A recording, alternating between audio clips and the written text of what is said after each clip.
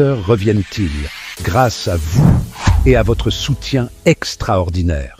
Bonjour à tous, nous avons besoin de votre aide pour continuer à vous proposer du contenu de qualité supérieure sur YouTube et Facebook. Qu'il s'agisse de reportages approfondis, d'interviews exclusives ou de documentaires captivants, chaque don compte. En faisant un don via PayPal, vous devenez un élément essentiel de notre aventure. Cliquez simplement sur le lien épinglé sur nos pages pour faire un don dès maintenant. Merci pour votre générosité et votre soutien. PSC TV est à vos côtés, toujours. Grandissons ensemble.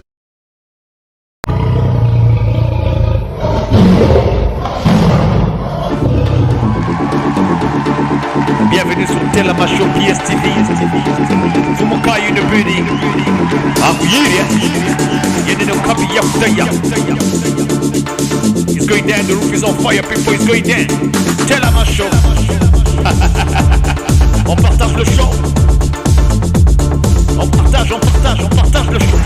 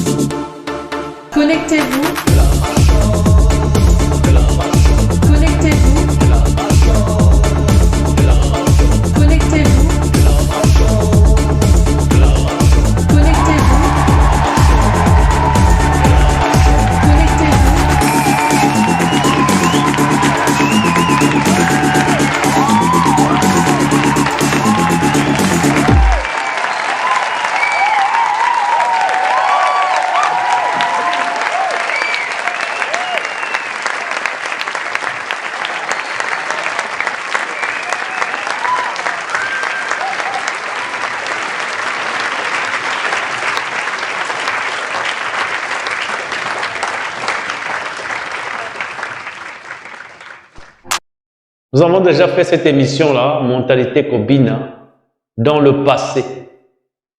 Hein, vous voyez voir, et cette émission-là, nous l'avons fait il y a 5 ans en arrière. Il y a 5 ans en arrière, sur nos... Donc pour ceux-là qui n'ont pas eu l'occasion de le suivre, cette émission Mentalité Kobina, à l'époque, chronique de Mentalité Kobina, c'est il y a 5 ans en arrière, vous pouvez toujours aller resuivre ça. Mais nous allons refaire ça, nous allons rejeter une couche par-dessus, une couche par-dessus. Vous voyez que ça, c'est l'époque de PSTV de l'époque, Mentalité Kobina. Maintenant, bêtement ici, là. Donc, nous allons faire une couche par-dessus, pour essayer d'élever la lanterne de tout le monde. Donc, bonsoir à tout le monde qui vient d'arriver. N'oubliez surtout pas de vous abonner sur nos différentes plateformes, Facebook, YouTube, et notamment sur cette plateforme qui est TikTok. Bien, nous allons attaquer notre show. Mentalité Kobina, mentalité Koyemba. Vous savez que ici nous sommes ce qu'on appelle PSTV en sigle, prise de conscience télévision. Nous sommes ici pour éveiller la conscience de tout le monde. Nous sommes ici pour éduquer la masse. Notamment, nous donnons des émissions, nous faisons des émissions concernant les topics politiques et tout ce qui va avec. Pour ceux qui ont l'habitude de nous suivre, nous sommes ouverts depuis bientôt 8 ans que nous sommes là, sur les plateformes, avec tout le monde et les Africains en général. Bonsoir à toi, Eric. Comme vous avez pu le constater, ce soir, nous avons Mentalité Kobina, Mentalité Koyemba. Nous allons d'abord aller voir un peu que veut dire mentalité déjà. Mentalité, elingi olobanini. Hein? Mentalité, elingi olobanini. Mentalité. Que veut dire mentalité? Elingi olobani.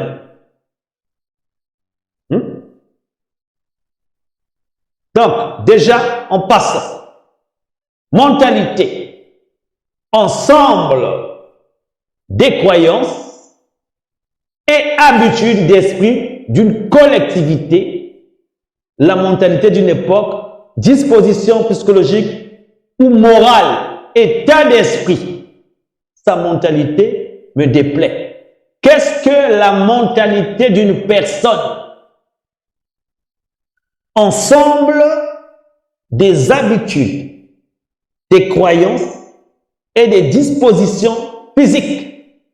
Caractère d'un groupe, étudier les mentalités de familiers, ensemble des manières d'agir, de penser, de juger de quelqu'un. Avoir la mentalité d'un fonctionnaire, etc., etc. Donc, ce qui totali mentalité, elingi oloba na lingala, bizaleli na biso, bizaleli ya bato. Wana, tango ozoloba na noto, oza na mentalité moko mabe, donc oza na bizaleli mabe. Bizaleli ekoza zape na makanisi, na maloba. Hein? Na makanisi, na maloba, na etambole na yo. Bizaleli, qui veut dire mentalité. Hein? Qu'est-ce qui se passe au niveau des deux Congos, la République du Congo et la République démocratique du Congo? Mentalité, parce que Mboka, ce qui bolingo ça na kimia na mboka na bino, mboka po ça na kimia, mboka po tambola malamu, il faut que bateau na mboka basala na bizalili ya malamu. C'est-à-dire que avoir des bonnes mentalités. Ce qui se passe au Congo, les deux Congos, tous les deux Congos, bazana bizalili mabe. C'est-à-dire qu'ils ont des sales mentalités. Quand un pays n'a pas de bonnes mentalités, des bonnes mœurs, c'est le chaos total. Est-ce que je mens? Est-ce que je mens? Nazo poste. Ceux qui vont cannabis, les autres ont la bienté. Pour mboka bateau tout, on va fanda kawana. Bandela. On peut commencer aux dirigeants politiques, aux dirigeants, au président, tout le monde, jusqu'aux bas échelles. Bizali Limabe. Le Congolais est rempli de complexes. Le Congolais est rempli d'envie, de jalousie, ainsi de suite. Comment voulez-vous bâtir un pays comme ça? J'ai pris le temps de rédiger une liste de Bizaleli. Bizaleli à Congolais.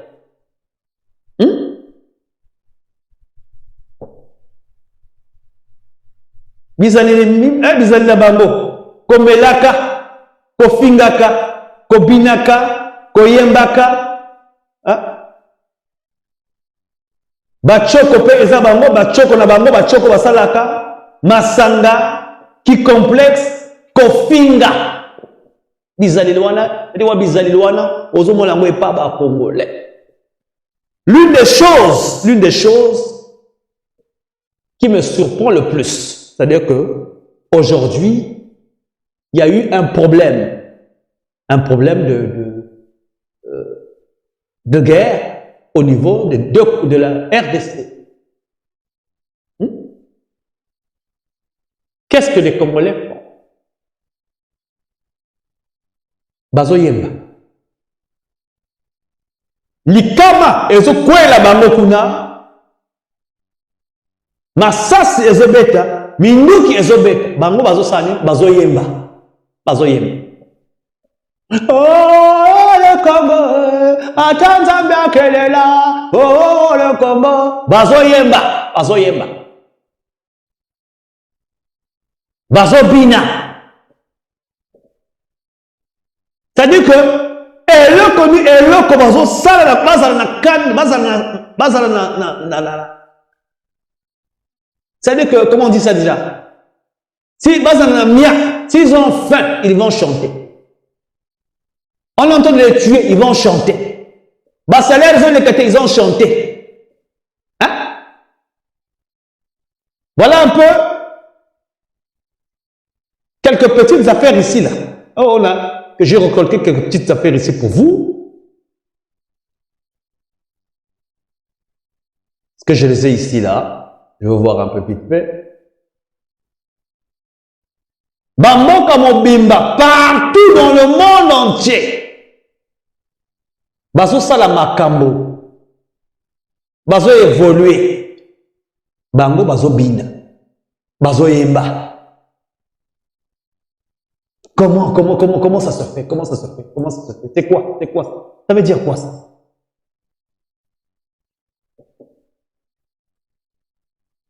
Oh non, nous sommes dans la culture. Qu'il tire. Bazo yemba. Bazo yemba. C'est-à-dire que depuis que nous avons botanga, nana mona biloko aboete. Nana mona biloko aboete. Nana mona makamba aboete.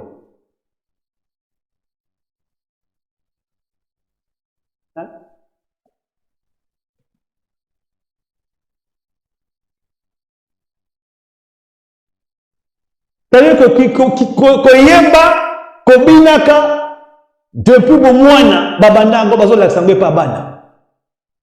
Botal. Voilà, botal, ba Congolais. Voici ce qu'ils font. Bango. Botal.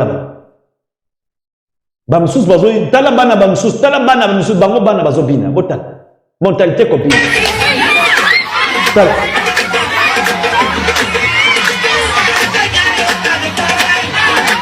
Regardez-moi ça. Regardez-moi ça.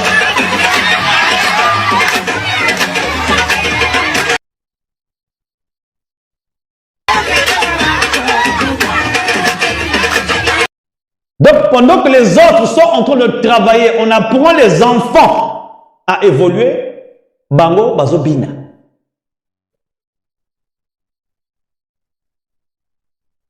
Bango bazobina. Patie, pesa biso mindukie, tobo mabarwande, bon, bango babina. Eloko ni eloko, bazoyemba, bazobina.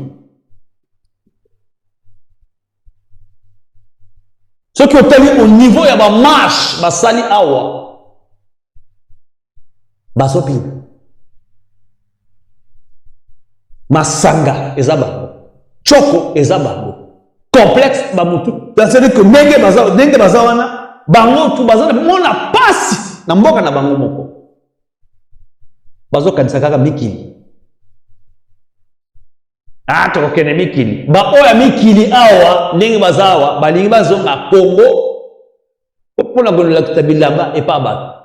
Mikili. Ba misu bakoma na ndoto ya baba. Ndoto ya baba. Aza la musicien, aya la poto, aza la double sim, aza la mbongo, aza la succès. Entre tomboka, donc mentalité, ni ya musique, mentalité ko binaka, mentalité ko yembaka. Et là, nous sommes mutu ezate, mentalité ya bilamba, mentalité ko melaka, mentalité ko sala ambiance. Ceux qui osent à Paris, na Belgique, partout. Ceux qui ont moni congolais, au Royaume, ils toujours. Makele la zanango, même na téléphone, aux hommes na zana kacha train, on s'en a makele. Moi.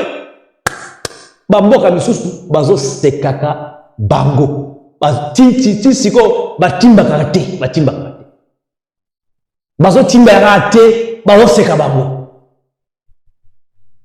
Afrique mobimba tout bazo seka bazo la babe nini bato bazana biloko ebele obeti bango batelemi bakoyemba. On a vu tous les musiciens congolais ici. Kofi là mboka ezobeba ye wana na Kivu kuna ayembi lisusu Nakata TikTok awa. Ozomona ba Congolais. Makamba gaga bazo sala ba musique. Lokola bazo sala ba musique pour la gaga. Nana mona bataboete. Incroyable mais vrai. Incroyable mais vrai. Musique wana ba pesa bino eza ya koloka bino onini kaka.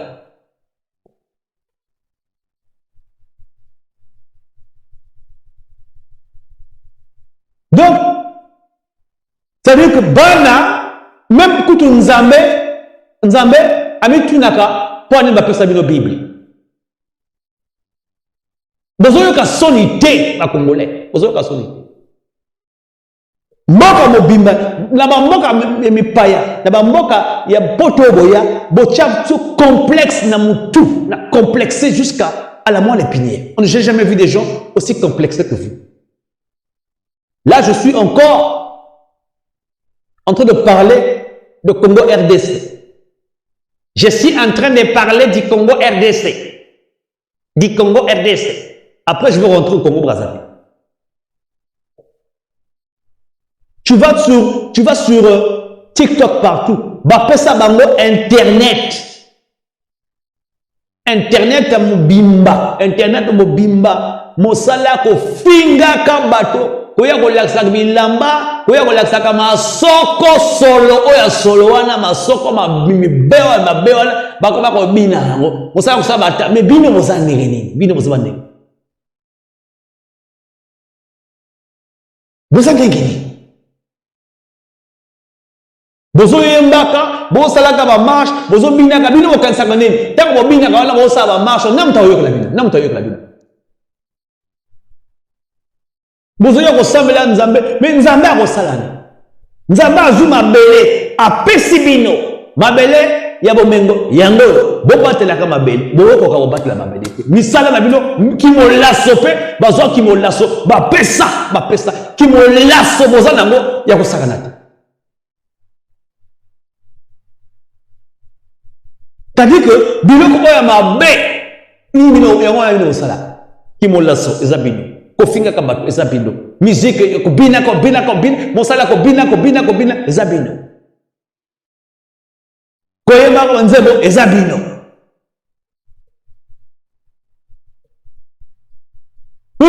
Mais Dieu, nous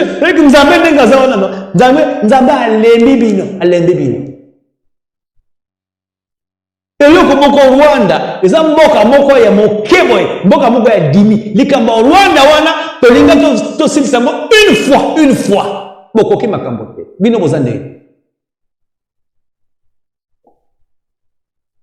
Ba musicien na bino wana, ba milaso, nan na mona ba musicien ya ba mendiant, lokola ba musicien ya RDCT. Mosala na bango ko sengaka, sombela ngai, kabela ngai, pesa ngai.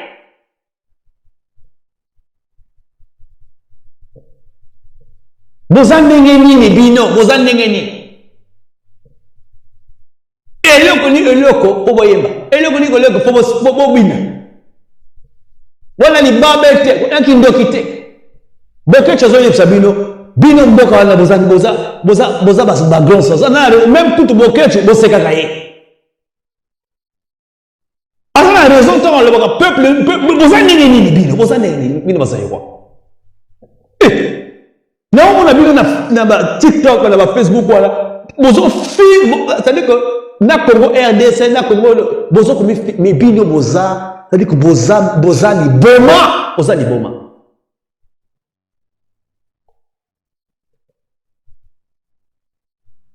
ni boma, Congo RDC.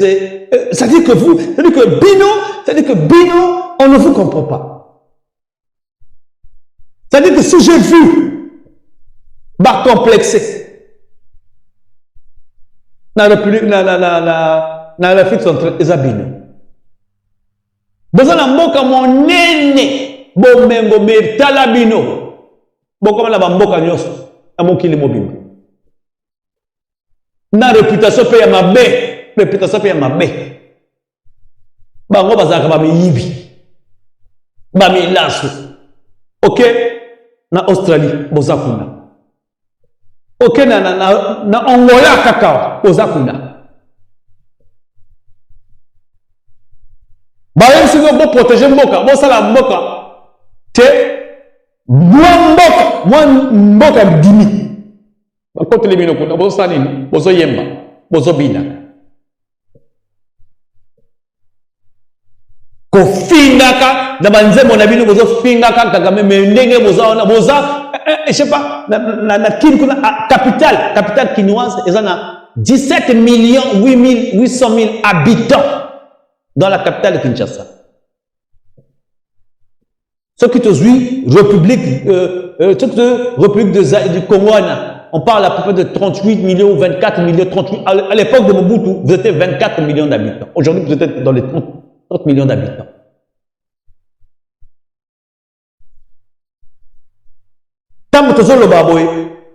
Au niveau intellectuel, la plupart de la Bazaïrois, Bakinois, Bakongo, c'est-à-dire que éducation de base zéro. Vous avez besoin d'un non? C'est-à-dire que si vous avez besoin bozo koka ko bimsango na boko fils la guerre exact pour la communauté internationale eza bino moko boza trop ba complexé bino zayewa nana mona bato bozomba lokola binote metango mazolo baboye na ebe eza ba misusu wana o me ya linga lo banini to mozaka trop bozomba moyen ba fongola bino miso ezate bozo koka omenda film te. Dès que tu leur fais quelque chose, peut-être dans moi zoki sibiye akoyemba bazoki singa kuna bazoki singa lekobo ye wana nzamba batela me akoyemba bazoki siye babeti lisasi azobina babeti nga masasi nazobina bazobina membino ozanga ndi bozani makambo nyonso ya bosoto bapesa epabi ba mission na bino la plupart pas à double C. Mon salaire na bango ko senga ka bilamba, ko senga ka nana mona ba musicien ya mela solo ka ba mission na bilobe. Ya lokola bino. Ba choko kutu choko ko lewa. Ba tissage awa. Donc mon salaire na bango lokola basi ko sala ka bonzele. Kindumba, be mibali kindumba, basi kindumba.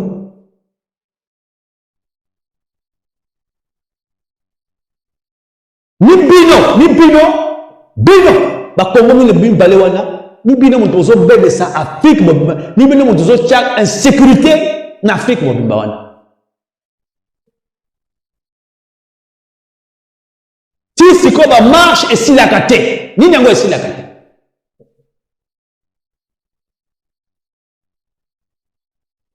balongo li Kabila ti mozu mon paya ayo kambabino kuna pendant 17 ans mobiba Kabila mopai afandi wana bozo yembaka bozo fingaka bozo binaka kisiko nan mosili siko binate un moment donné ça veut dire que musique wana photo zone sango photo kata musique ngo na diaspora to ko kata ngo liswa photo kata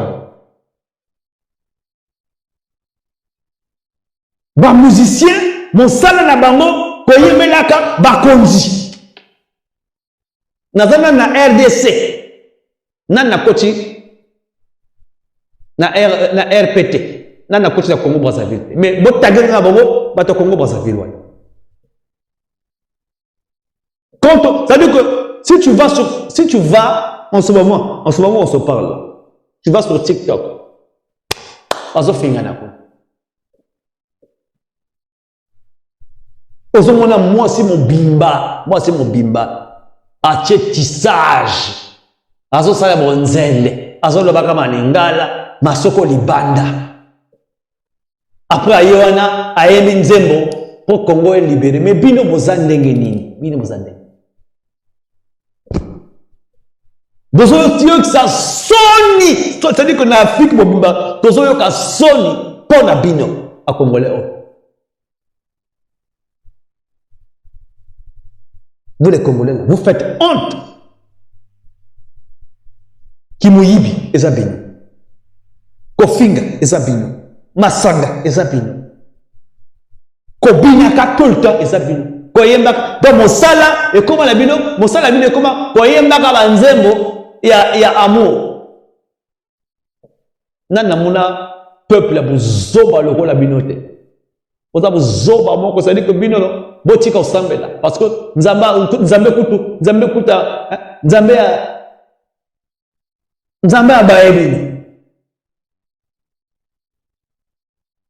botika osambela nzambe apesi bino mabele bapesi bino mabele ya bomengo bino mosala la bino ko binaka koyembaka kozalaka ba complexe kofingaka bato kosalaka bonzele bachoko koyibaka kotambolaka na bamboka mokili mobimba yo oza na mabele moko mbongo eza kuna na mboka na yo moko yo wana mobutala obimi oke na mboka mosusu koluka mbongo ozomona yango normal boza pe na minoko ya solo minoko solo kolobaka pamba bino no omoni bino botikaka koloba makambo ya guerre wana botikaka lelo bino no bamonisaka bino pasi boyembaka bobinaka na bino kaka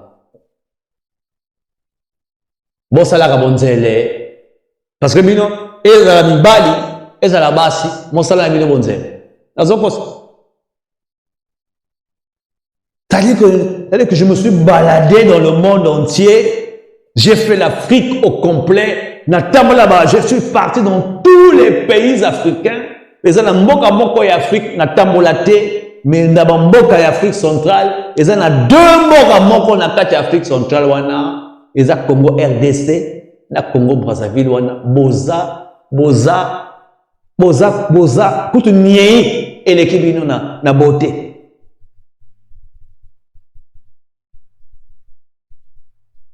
incroyable mais vrai incroyable c'est-à-dire que c'est du jamais vu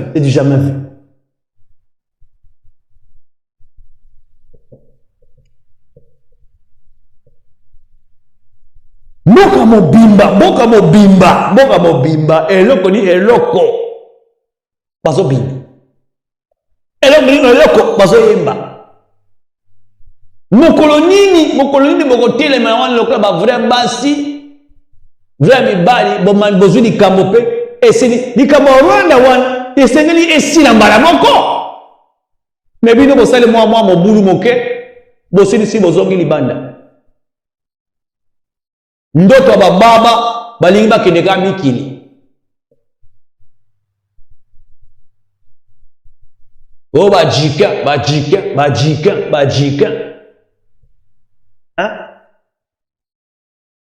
tika biso tranquille pona nini batika bino tranquille pona nini moni bino buzoba wana bozaka nango tisiko esilaka te bino omoni bino botika makambo ya libération wana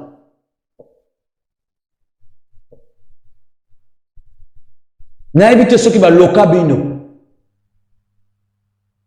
nayebi te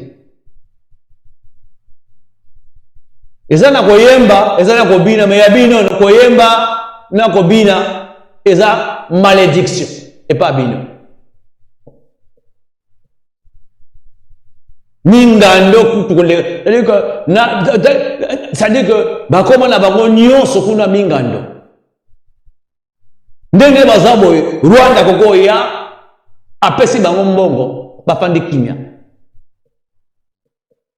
passeport na bino Rwanda mutasalaka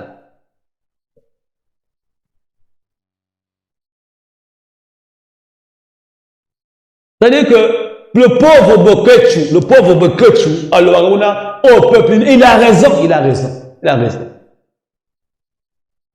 Bauchu bazo beta bango lokutu kuna. Rwanda mwa mboka mokebo bazo beta bango lokutu bayemba, bango sala bango yemba. Donc quand on leur fait comprendre que non, la musique et la danse, c'est le Congo, aïe, pas c'est pénible en fait. Ozomona bango na ba fête, na banganda, na ba ekala ya potowa. Ozomona papa mobimba, tala ni bumu koteke, ni bumu boliti boy. Et tu sais, Kinshasa wana boy azoloba pe asinisi. Bino ozara mono kwa pamba beni. Lokola bo bandi makambo su ya concert wana, ba concert wana na poto to ko kangango lisusu.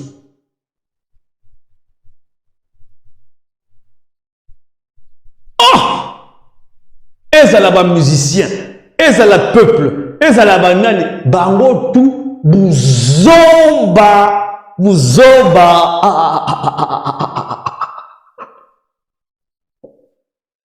Kani bango baya kotika bato na mabele.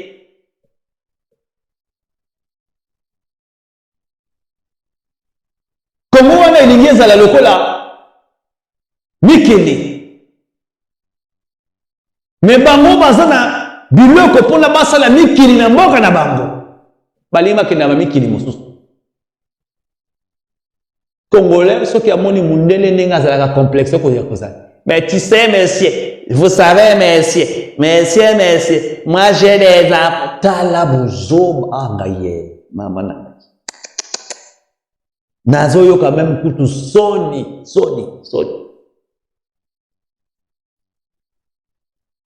Tu vas sur TikTok, bazo finga batoa. Oh. Nous allons rentrer au niveau du Congo-Brazzaville. Kuna kutu, c'est même pas la peine. C'est pas la peine. C'est-à-dire kuna kutu kulobate. C'est-à-dire que les deux pays, mosala na bango kobinaka, mentalité copine. Mentalité copine. Là-bas, au niveau du Congo-Brazzaville, les autorités, c'est pareil. Quand ce sont les élections,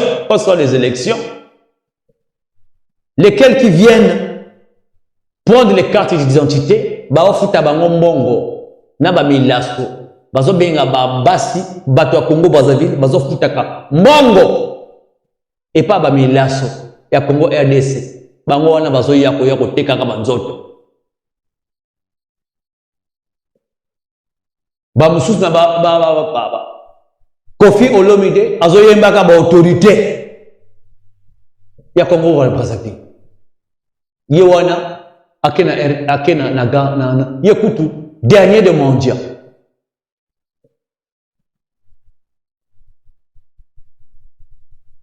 Voici ici les autorités de Brazzaville. Pouvez-vous imaginer lancer votre propre business en ligne? Les autorités de Brazzaville. Mosala na bango pe kobinaka. Mentalité copine. Tout le monde là-bas au Congo, c'est la culture Kobinaka. Tout le monde là-bas, sans commentaire. Ça c'est qui? Jean-Dominique Okemba.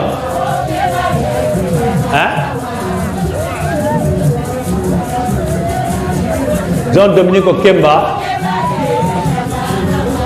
Mentalité Kobina.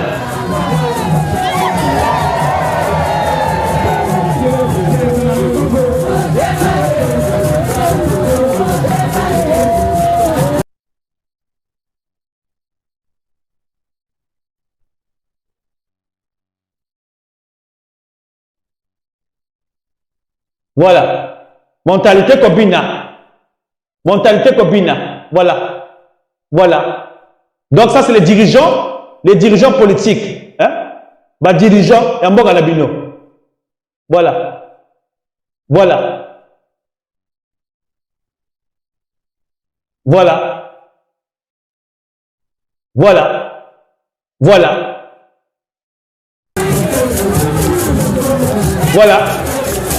Voilà les dirigeants.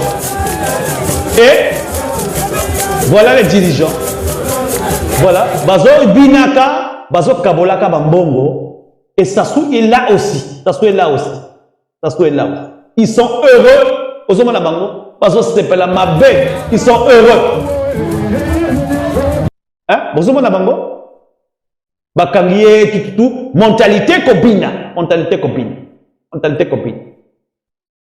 Et tu vas plus loin que ça. Ça, c'est le fils de Sassou. Christelle Angwalima, Yepe Mosala Kobina. Congo Brazzaville, maman naye Asamo Luba. Il y a RDC. Niye, moutou a signé, papa naye a signé, niye, moutou a signé ma papier, ma mikanda, na ma Rwandais. On a voté comme ma belle. Attends, de deux côtés, côté Ngambo, il y a RDC, côté Congo. O makambo toujours l'axabino, ba deux Congo, mais nous avons besoin d'ango, na évité. Yo yepe azobina. Hein? Yo azobina. Mentalité copina. Hein? Bango azobina. Ba yili mbongo azobina. Hein? Hein? Voilà. Donc Christelle Angwalima, hein? C'est-à-dire qu'eux tous, c'est tout ce qu'ils savent faire. On va mettre dans Kimboshi, les Dja, les Noirs, les Kiekola, les Tonganda Clétage, les Balabasi, les Bomaba Congo. C'est tout ce qu'ils savent faire. Les deux Congos. Yoet, Angwalima, Azobina, Christelle Sassou, le voilà là. Hein? Hein? Yoet. Hein? Et c'est pas tout. Hein? Il n'y a pas que lui. C'est pas tout. Ça, c'est Sassou lui-même. Hein? Sassou, ça, c'est Sassou lui-même. Hein?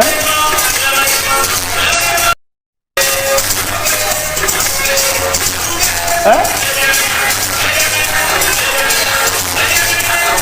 Toute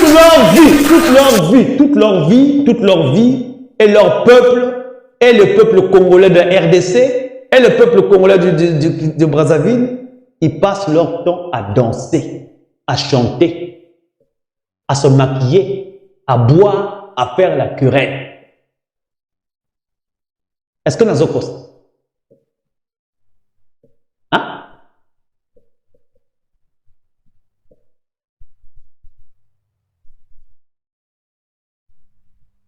Hein?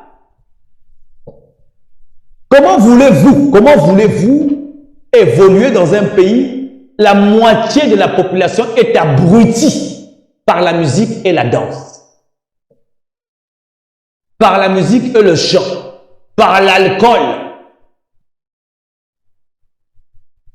par les futilités, par la critique. Comment voulez-vous évoluer? Hein?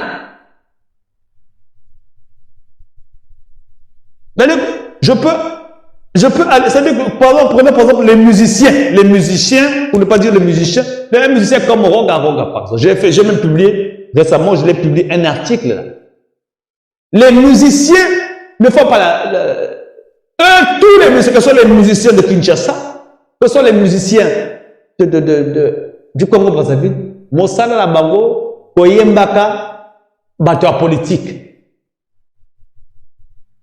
Na Kinshasa, la plupart, la moitié du pays, d'autres la baba, d'autres la bango, ils ont la musique, pour qu'ils ne poto, pour qu'ils aient succès. C'est tout ce qu'ils savent. Ils ne pensent qu'à ça. Bazana ma belé, ya bomengo, bazo samela, nzambe ya ko baba tinda la bango, donc nzamba tinda ba angelu, ba timo na mabulu wala, ba pesa bango bomengo, ba melaka, ba lataka, ba salaka bondumba. Ba choko, ba tissage, ba vernis, ba kimolasu. Hein? nga na uchi poto, nga na fana ka poto, nga ke vacances na Kinshasa, bazo mona nga, bazo talanga. Bino bozo yoka sonité mokili mobimba. Bazo lobela biso. Bazo yoka sonité. Ba pays mususu Afrique wana bazo évoluer mais bino lokola bana mike, lokola bana mike. Bozo yoka sonité. Bozo yoka même bozo lembate que mon salaire on lobara tous les jours. Bozo lembate. Même mon tonabino boketu azo yebisa bino makambo. Bozo sekaka ye. Pourtant la sanité na bino moyebi kazo lobaka vérité. Oyo na soni. Ezana makambo mon côté nazo loba nazo kosa te. Au Congo Brazzaville, ba autorité ya Congo Brazzaville bazui ba yo bazo yakuna na mboka na bino bazo zwaka bana na bino bazo sala ba ba milaso bana na bino bazo longa Congo Brazzaville bazo ya na Congo Brazzaville tant ba élection bazo ba carte ba pesa bango ba carte électorale ba pièce d'identité bino mi balé deux Congo wana ceux qui to zamboye eza pour na biso bozo yokaka te boyokaka te. La moitié de la population a été abrutie, la moitié de la population est devenue un culte. Internet, bapesa bango, Internet, yako salaka mobulu.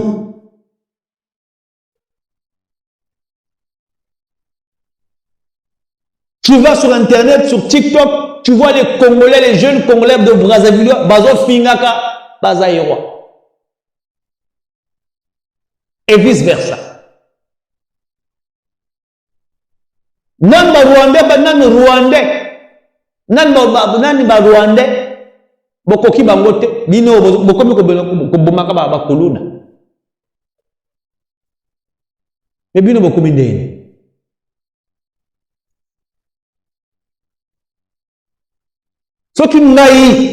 soki biso ko yebisi bino te banani ta yebisa bino ba paya. À part bazo là-bas, mais le Congo Brazzaville c'est comment, le Congo Kinshasa c'est comment. Bazo sekaka biso na ndenge ya jeté. Bazo chola biso, c'est-à-dire que le monde entier, bazo fingaka biso na ndenge ya kusakana. Bawara bazo seka biso. Explica mo ndenge nini. Ba mboka na biso ezomona pasi, mais tango zokene mboka Congo Brazzaville, tango kende Kinshasa, wara azonginda fort. Bango muntu bazana ba business na kati ya mboka na biso, ba wara muntu bazana ba business, ba olo ba mangala, ba chinois ba koti, ba to belé sauf bino mosala na bino ko tambolaka na mboka mupaya, kono ko luka mbongo na mboka mipaya, alors que bango bazana ko mbongo epa bino ko. Tadi buzo ba bozana ngono na do comprendre. Nzambe a fatigué bino, Nzambe a fatigué bino. Mboka mobimba tala ba pasteur, tala ba église, bozoko kaka makambo. Mboka oyo Nzambe a telemi wana, ni mboka wana. C'est-à-dire tant Nzambe mboka ezo prospérer, mais bino ki Nzambe na bino e prospérer ka mboka.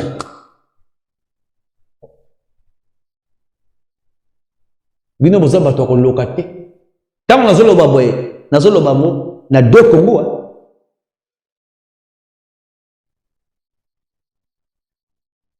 Boyo kaka soni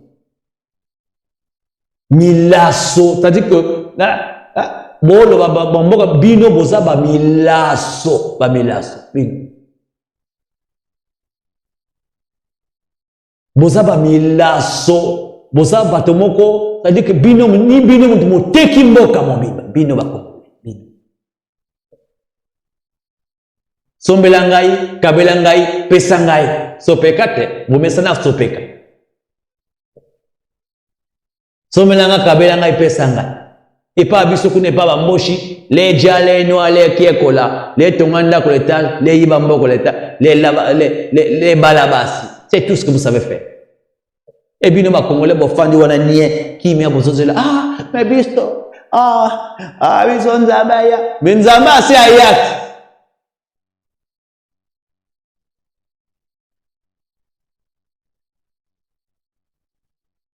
C'est-à-dire que vous faites honte. Vous faites honte. Bondima buzoba o bozanango. Bondima buzoba na bino. Bondima buzoba na.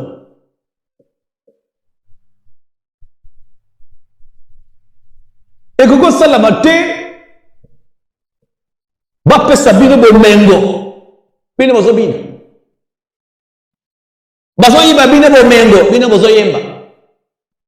Mais à un moment donné, botiki ko yemba à part, botiki ko bina à part, botelemi lokola mibali, botelemi lokola basi, bobundi pona mabele, bobundi pona bomengo la bino. Ba pesi bino bomengo. Ozo bina. Ozo yemba.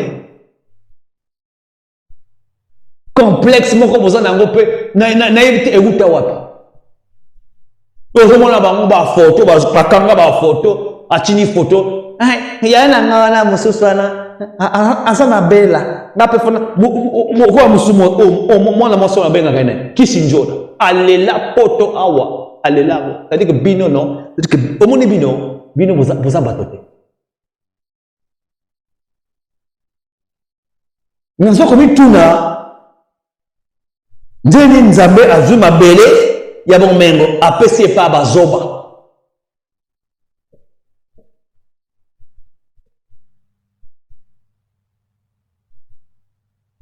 C'est-à-dire que nazo komi tuna. Libabe namoni mbo oyo pesa bino libabe ba mbo oyo bapesa bino ba mbo oyo o bapesa mababe na ba kongola na mibale o basubela ba kongole ba mbo mibale wana ebite soki beza ba mbo basi bambo abibai.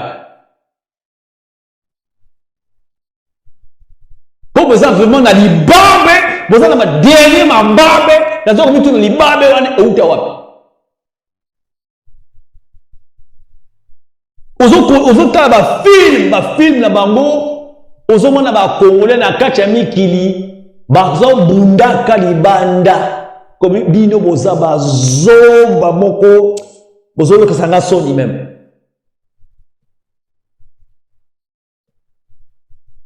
Bon, ça sonne, bossa sonne, bossa sonne. Mais ndenge naza boye, ata nazo loba nanga ndenge nini awa, bayoka kate. Mobola teti.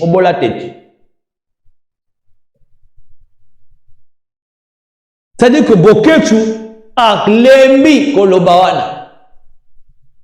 Alobi au peuple nini yango, peuple nini oyoka kate.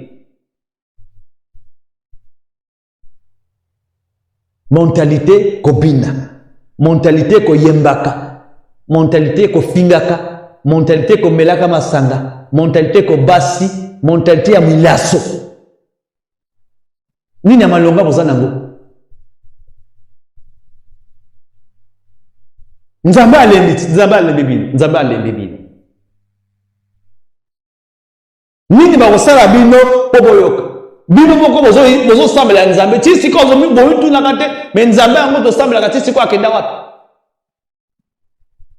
nzambe akoko salelo te nzambe apesi bino bomengo boza na ngwana bomengo toza na ngwana ba mikili mokili mobimba ngalo ba mikili eza na bapoto eza na mokili mobimba bazo ya kozwa bomengo wana bazo lelaka nango bino ata moko te bolombo biso pe ata bozo zwa mais biso poto zo para biso rien.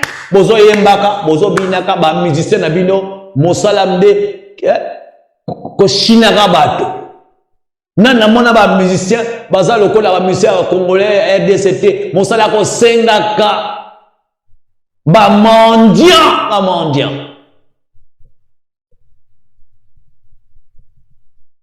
Roga mendiant. Kofi mendiant. Ezana musicien moko te kuna. Même ata bolinga musique ata studio moko esala ka musique kuna na pas bien ezate bino tu bolela ka boreva kapoto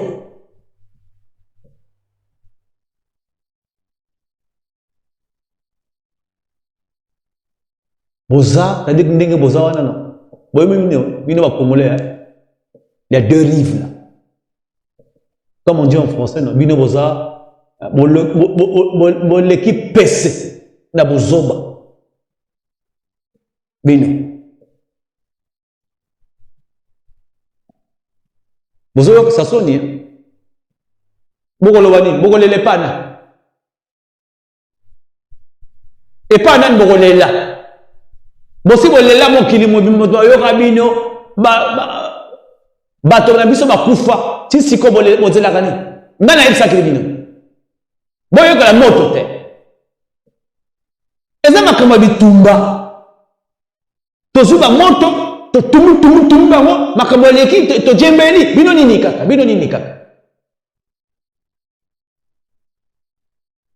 même bazo brûler bango wana ba muté bango wana ba ko no senga minuke pa Kisekedi bazo yeme Kisekedi pesa biso minduke to kota no minika moni bozo boyemba kanini bino oyemba kanini bazo boma bino bozo yemba bazo boma bino bozo bina tande omoni bino bakongola mibale wana boza bazo ba moko ya kosaka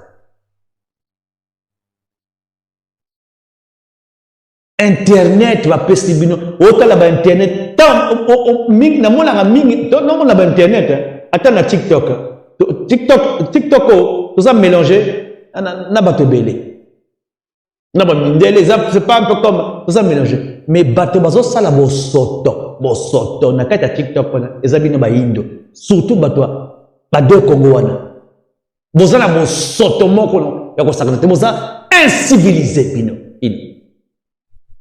Bozolo bagoya na poto boza civilisé te boza civilisé te boya na poto wana no pona ko l'accepte pas bato na bino botika na ngambo kuna bino boya na poto même bana na bino ba yekoli awa akozo na mboka te ko sa biloko moto o mususu wana maître Gims na bino akofana na Maroc bino ba congolais no boza ba dernier de complexe ba dernier ba yuma bino. Bonsoir à toi, Bax. Comment vas-tu?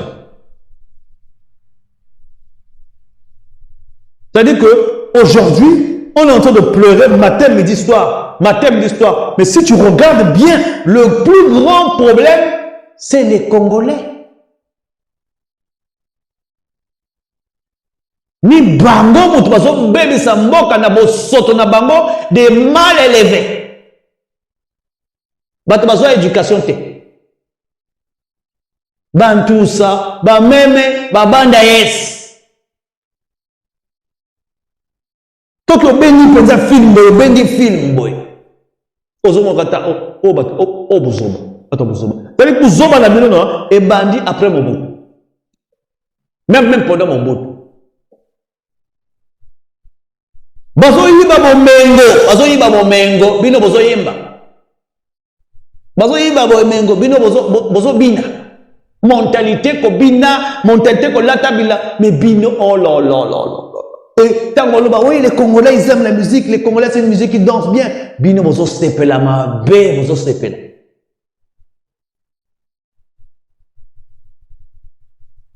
Ndama ngazolo baboy, bazolo ka soni, batami, bazo batam. Bali kutu bakota na lave, tiens, bazana ba balcon, bazo yoka na balcon. Na moni bino, na timbeli bino, bazana balcon, bazo yoka. Bon côté wate vous avez un balcon vous avez un balcon ceux qui va mboka wana ils ont démarré et ça biso ba congolais butoza bazoba congolais yo ndimaka koza zoba uzana zoba China Australie okomona ba congolais kuna na éviter balukaka nini na éviter bango essentiel à voyager azo mukanda ayati na kini kuna alubaka ya fana na miki wana sepeli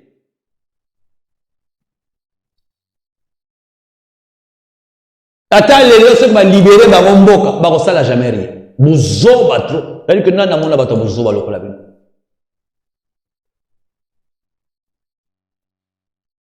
D'ailleurs que bino non, omoni bino, bokolo ba rien na ma. Bonga na ebi ba mentalité na bino ya dembo kawana. Ma ba ucho bomba kuna. Namoni ba ucho yema nzembo moko. O Kagame na kofinga lokola Kagame elongi na konda na kofinga o grame tala buzoba. Bino bazombo ma bino ozoyemba. Bino bazombo ma bino ozobina. Basi milaso, c'est-à-dire kimolaso. Bazanango, bazairoise ba Congolais, yangambo, Congolais Brazzaville, Congolais RDC, ba milaso. Saleté, c'est-à-dire que mon sala basi, tant on a passé à Congolais, tissage. Maman, mais il y en a qui s'inquiètent. Na ucho yoka kalamingi te ucho yoka scandale moko boye. O mwasi wana azolo ba makambwa ya kisekedi libanda. Bino boza bazoba, boza bazoba. Ya mwana ba Rwanda bakotele kuni bakotele bino. Wa yebi kibuzoba na. Les Congolais de Brazzaville, c'est même pas la peine, Ma dernière bête après le crapaud, Zabango. Surtout moi, j'ai pris tout le temps qu'il fallait pour démontrer par A plus B ce qui se passe au Congo. J'ai même fait des lives où nous étions tous unis ensemble. Qu'est-ce qui est venu bousiller? Ce sont les Congolais. Vous avez un problème avec vous-même. C'est-à-dire qu'il faut vous regarder vous-même. On dit en français, la charité bien ordonnée commence par toi-même. Mais vous n'êtes pas capable, vous, de vous organiser.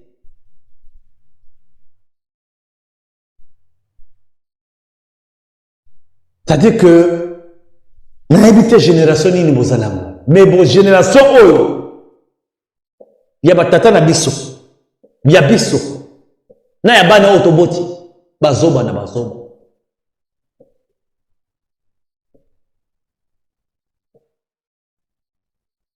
Aujourd'hui, là où nous sommes là, la moitié des générations, à part rentrer dans TikTok, appuyer TikTok et puis commencer à parler. Bon, ben, nous sommes ici au concert, bon, à part faire ça, Internet va y éviter. Ils sont nombreux là. Qui ne savent pas faire un CV.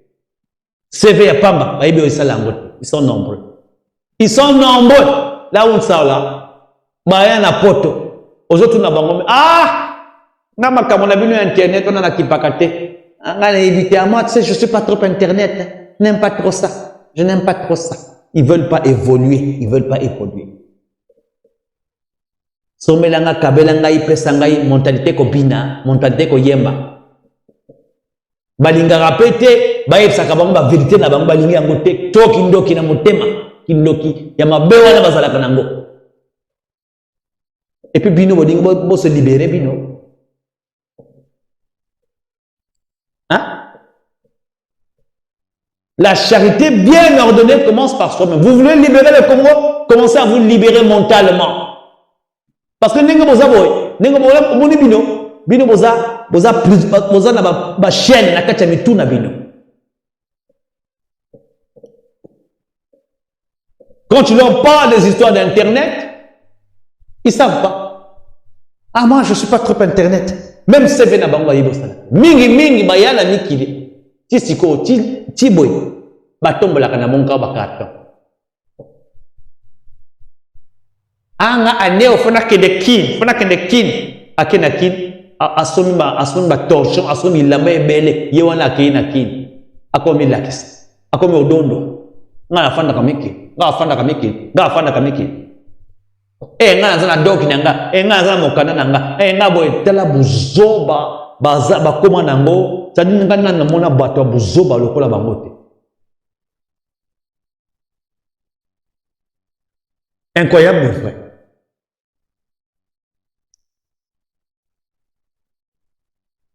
C'est-à-dire que nayoka bato bayembaka banzembo. Maintenant namonate peuple aboye babeti bango bako yemba. Babeti bango bako bina. Tango ozolonga makambo ko bina wana komelaka eza bango. Badring eza bango. Ki complexe ya mundele eza bango. Kofingaka bato eza bango. Balingaka bilamba me bayebi kosala bilamba o balataka te balonga oloba ba griffe bato bayebi kosala bilamba na bango me bino boyebi kosala même kosambela wana bosambelaka boyebi ko appliquer te ba principe ya évangile.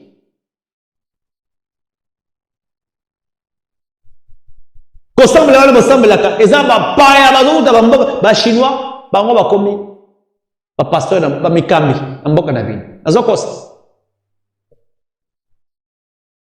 boza peuple moko qui ne sert à rien. Bino boza peuple à distraction. Bino ba Congolais mibale wana les deux Congolais boza un peuple de distraction, boza la soni na mokili mobimba.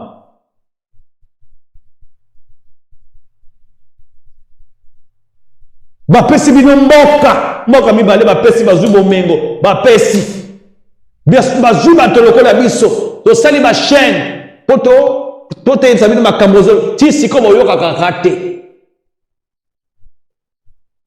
C'est-à-dire que bino c'est-à-dire que bokosala keba nzambe akoko kolimisa bino nyonso. Boza trop na bosoto. Boza peuple moko ya nganzi, boza peuple moko ya melaso bino. Tala botala bana na bino. Bakomi ba moto ba tissage, ba mise mobimba bakomi ko pako, bino tout be komi na ba tatouage partout. Bino tout be komi ba tatoué. Vous venez faire semblant ko tokolingi mboko libéré, bolingi mboko libéré te. Bolingi nde bazwa mboka bato babima kuna baya ko libere bino mboka bapesa bino ba to libere mboka na bino bozwa ba libere biso mboka bino moko boza ba paresseux, un peuple paresseux. Ndela yebi yango ba Rwanda pe ba yebi yango. Bolingo libere mboka na bino te. Bolingi nde baya ko libere le bino mboka, bozwa mboka, bosepela. Comme chez nous on dit on lari, bien yanaya, bien mpelo, bien yanaya. Basi bazuma ya moto, batie na moto, ngombe mbinzo, bilia balami. Asisi kolamba basali table bapesi bino bofandi wana lokola ndenge kaka ndenge bomesana bolé allez bosepeli ba libere biso mboka mboka les amis ba tindeli biso bato ba yo libere bino moko bozoko kate. Le Congo a combien d'habitants? Congo a combien d'habitants?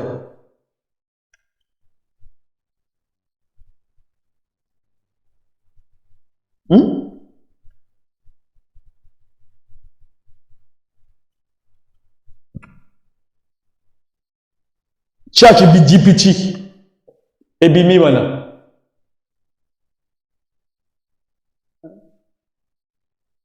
102,3 millions en 2023. Donc je vous fais voir, je vous fais voir. Regardez, comment on dit? En 2023, ça c'est la population congolaise. Donc, Boleki Rwanda, quoi de, je sais pas, Rwanda 16 millions, Boleki presque, ma province beaucoup niveau, même Boleki États-Unis, Bosoko Kakarate. Ça, c'est la population congolaise de RDC. Vous en avez. Est-ce que vous êtes normal? Les deux Congos là, Bino, Bozali Boma. Il y a quelque chose qui ne va pas. Balokabino.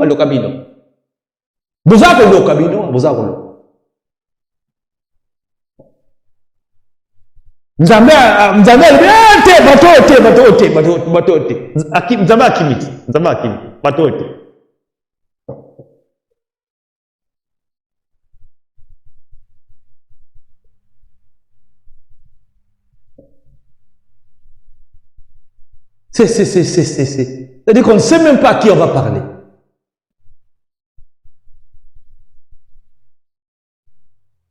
Complexé, au moni congolais, tant qu'on a mondé la zolène. Kouta bandu ko loba loko la ye. Ah, tu sais, messieurs, vous savez, messieurs, et vous savez, messieurs. En Est, là-bas, on est en train de nous tuer, trop, on va continuer à nous tuer jusqu'à quand? On va continuer à nous tuer. Mais, oso le bango pan. Yo koko fanda te, na bato na yo, bosangani, lisanga moko, lokola mbuta, papa bo moko, jubo moko, lisanga moko, tisiko bino ndenge bozawana bozokoka ko fana na kimia na mboka na bino te. Bozana bato ebele ba bima libanda ba msuba kenda ba nchik me tisiko bino bozana ndenge nini. Mingi eza bato ali ya ba boya techi bato mababe bimangwana ba bima ya na potwa. Ba koma na bandoto babama. C'est une honte monumentale. Vraiment. Hein?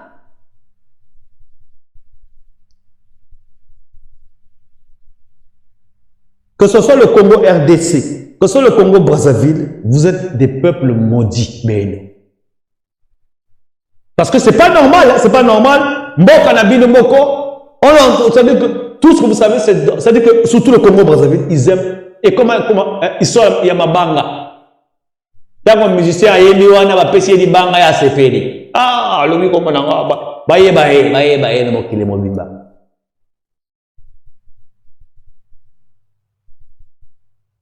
Mentalité kobina wana ya kotika. Mentalité ya yemba buzoba wana ya kotika. Bazo beta yo ozo yemba. Bazo beta yo ozo bina. Bino bozane. Kimolaso botika. Ba chokwe, ba venir vilaye, c'est-à-dire que tant ozo zo moi si basi yango pe ba solo bazana ngwa ya ko sakanate. Tant ozo ya ko ya pese bis kala ibwidi mama nanga ya assassin awucho bo mama otokuna. Tellement solo qui assassin la zakanango lo wana nzela. Ko la balingi olata balingi monzele ko tutaka monzele me mboka azotike pana to yebite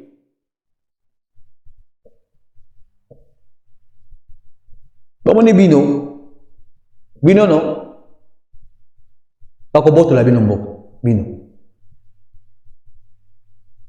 boko limwa na mokili oyo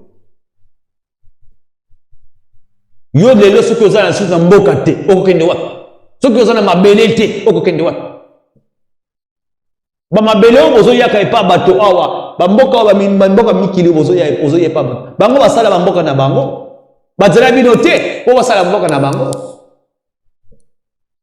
me bino mosala bino ko kotaka na mboka bato ko diemela kana mboka bato ko sala ka succès na mboka bato ko yaka na mboka na yo okwelo ko nga uchi mboka wana nga zaboye nga uchi mikili ozo pia pause na mboka mususu mboka na yo moko ozo pia poste ozo complexer bato na yo po uchi mboka mopai yo za ndenge yo za lububa yo kansaka yo za mae bino za mae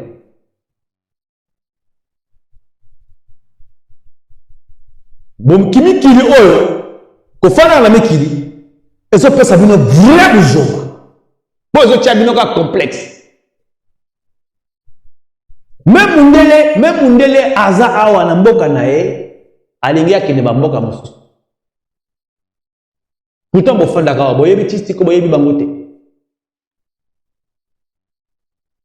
Ceux qui bamboka wana, Congo, ils ont se libéré. Les abino. Bon, tu sais la marche que la mingawa. Bon, ça la marche boni. Na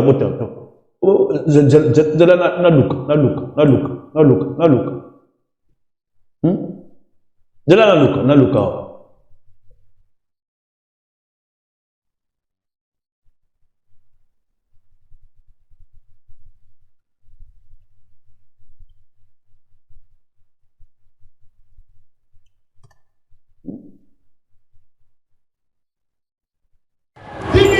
Ce week-end, près de... Bino, bango, bazo bina. Bota la bango. 2500 manifestants se sont rassemblés dans les rues de Paris pour... À l'est de la République démocratique du Congo, ça fait 30 ans que ce conflit dure. Bon nombre de personnes ont souffert. Ça fait 30 ans que ce conflit dure. Bon nombre de personnes, bino bozoyoka sonité. En plus, vous dites ça fait 30 ans. Donc, pour de 30 ans, bozoyoka kofsili sangote.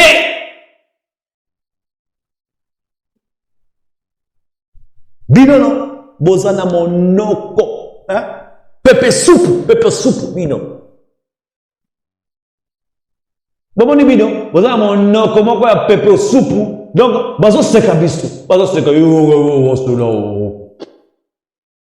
bozana bomengo, ils ont des richesses, laisse tomber. Qu'est-ce qu'ils peuvent faire? Bato lokola biso, bozo yesa bino ma 4 vérités na bino. Hein? Vous voyez, la vérité. Vous avez un balcon, vous avez un balcon, vous faites un balcon, vous avez un balcon, l'esprit est bien. Bino non, vous avez un loka, bino c'est-à-dire qu'il faut sortir de la malédiction là, quoi. Bino. Faut que tout là, faut que tout là. Est-ce que ils ont là-bas, ils ont perdu la liberté.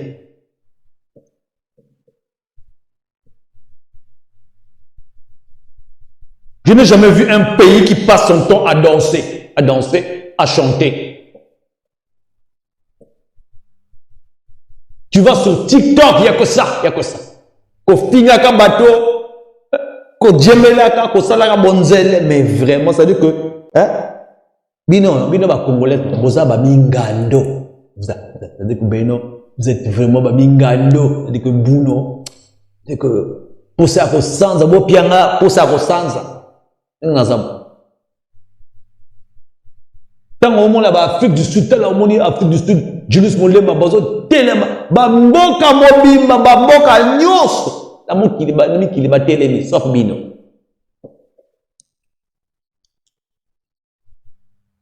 Qui mosala la bino tribalisme, hein, au Congo Brazzaville, c'est le tribalisme. Ils aiment pleurnicher. Ah, ça c'est moi, j'ai fait les opérations moins barra ici. Je me suis dit que non, peut-être avec ces opérations moins barra là, ils vont finalement comprendre ce qui s'est passé. Non, ils n'ont rien compris. Ils n'ont rien compris. Ils veulent tous être des chefs. Mais comme vous voulez être des chefs, non? Moi-même là-bas, comme je vous ai dit, hein, au Congo-Brazzaville, moi-même j'arrive là-bas. C'est-à-dire que celui qui ne veut pas tomber pour lui, moi-même je suis candidat là-bas. Et je ne compte même pas sur... Non, pas pour ça. On vous montre les atrocités de ce qui s'est passé, vous n'arrivez toujours pas à comprendre. Comment vous faites? Le grand problème au Congo-Brazzaville, notre problème, notre ennemi, c'est Sassou. Ah oui, c'est notre ennemi. Non, non, non, non. Votre ennemi, c'est vous. Sassou, là où il est là, il n'a jamais nié de tout ce qu'on a montré, même les opérations Mouibara. Vous n'avez jamais vu sortir là pour dire que c'est pas vrai. Au contraire, il a même dit que j'assume. Mais vous avez assumé quoi? La vérité ici, non? C'est que vous, là, vous êtes en train d'attendre, hein? Peut-être qu'il va mourir.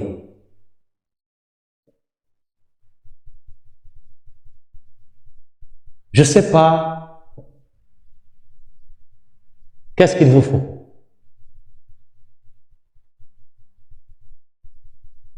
Je ne sais pas qu'est-ce qu'il vous faut. Mais vous avez un grand problème. Ça veut dire que vous devez régler votre problème vous-même. Vous avez un problème sérieux. Ça veut dire qu'en fait, votre problème à vous, c'est que vous n'êtes pas courageux. Vous n'êtes pas prêt à vous sacrifier pour votre pays. Vous voulez qu'on vous sert le pays sur un plateau d'argent. C'est-à-dire que quelqu'un d'autre vienne libérer le pays et puis on dit, bon, prenez, on vous a libéré le pays. Bravo, Sainte Paris. Oh, Dieu a écouté nos prières. Ah, Dieu nous a écoutés, il nous a envoyé un Messie. Vous avez un problème sérieux, hein, vous les Congolais là. Vous n'êtes même pas capable, vous-même là, de vous remettre en question. Quand on vous remet en question, ça vous fait mal au cœur. Vous êtes les champions dans la jalousie, dans la haine, dans l'envie, dans l'hypocrisie. C'est grave, hein? Mais bon, nous espérons que peut-être les futures générations, ça va être autrement. Vous n'êtes pas capable, vous, de vous sacrifier pour votre pays. C'est ça qui est la vérité. Vous êtes tous dans l'ombre, hein? Moi, j'ai beaucoup de gens qui m'écrivent, hein, qui me disent, oh oui, on est avec toi, on est avec toi. On est dans l'ombre, hein, on est dans l'ombre. C'est pas mauvais, c'est pas mauvais. C'est pas tout le monde qui va se faire voir. Hein? C'est toujours bien d'avoir des gens dans l'ombre. Mais, pour la plupart d'entre vous, vous aimez être ça dans l'ombre. Parce que ça vous arrange d'être dans l'ombre. Quand on est dans l'ombre, on ne peut rien faire. Pour que les choses se font dans la lumière. C'est pas dans l'ombre. Dans l'ombre, les choses se préparent. Mais c'est dans la lumière que les choses s'éclorent. C'est dans la lumière qu'il y a la réalité. Les choses se préparent. Toute chose qui doit se réaliser doit se préparer dans l'ombre. C'est comme les maladies. Avant que la maladie soit paraître, que toute la maladie puisse paraître, la maladie a dit il y a des infections à l'intérieur. Donc, au fur et à mesure que vous êtes dans l'ombre, vous serez tapé dans l'ombre, rien ne va s'éclore. Et quand vous êtes dans l'ombre comme ça, ne soyez pas jaloux de ceux qui sont à la lumière.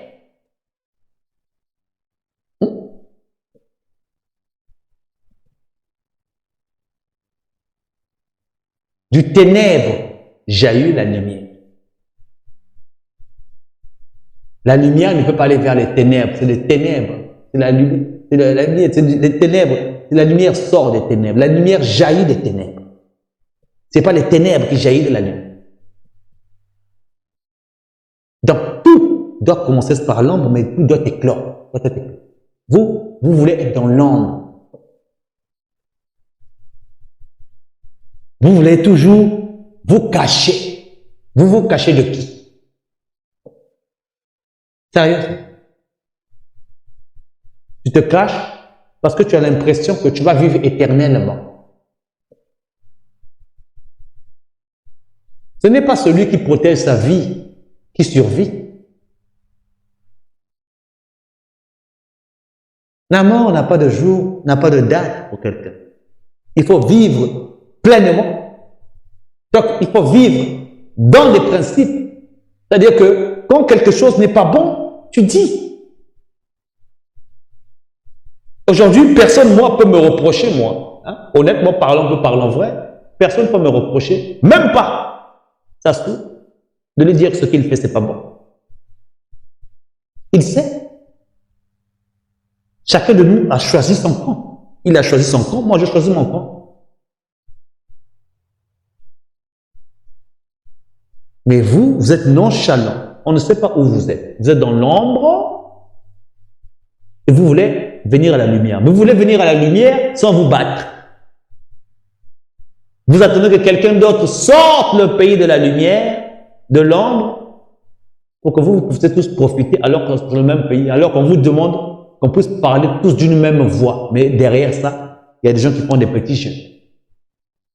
Vous n'êtes pas prêts? Vous n'êtes pas prêts? Dans des pays, regardez, quand on a commencé, moi en ce qui me concerne, quand je commence le combat ici, j'ai juste quelques personnes qui essaient d'investir sur cette chaîne-là. Ils sont peut-être 2 ou 3. Mais sinon, même investir dans les médias pour qu'on puisse vous donner des informations, vous n'êtes même pas capable de faire. Et vous, ça vous surprend que les Européens, que l'Occident puisse évoluer. Mais parce que l'Occident, la vérité ici, c'est que l'Occident se tient main par la main. Ils se tiennent, ils s'entretiennent, ils se soulèvent mutuellement. Mais vous faites quoi? Vous vous détestez mutuellement. C'est ça qui est la vérité. Vous pouvez pas, vous pouvez refuser, c'est la vérité. C'est ça qui est là. Parce que si vous vous aimez, vos pays seraient libres. Mais tellement que vous vous aimez pas, c'est ça ce qu'on voit, c'est ce qu'on voit. On remarque là, on remarque vraiment la méchanceté de ce que vous êtes. Parce que votre pays n'est pas libéré. Vous dansez, vous chantez, vous espérez que quelqu'un va entendre vos cris là-bas et va venir vous libérer le pays. Alors que vous-même, vous n'êtes même pas capable de vous battre pour votre pays. 2025 va passer, ça va encore être comme ça. Pendant ce temps, nous autres, on doit commencer à préparer. Là, on a un problème. Chez nous, par exemple, au Congo, on a un problème grave dans le pays. Il y a des gens qui sont sortis pour aller au Zénith. Allez danser. Mentalité Kobina. Allez chanter. Mentalité Koyemba. On ne peut pas.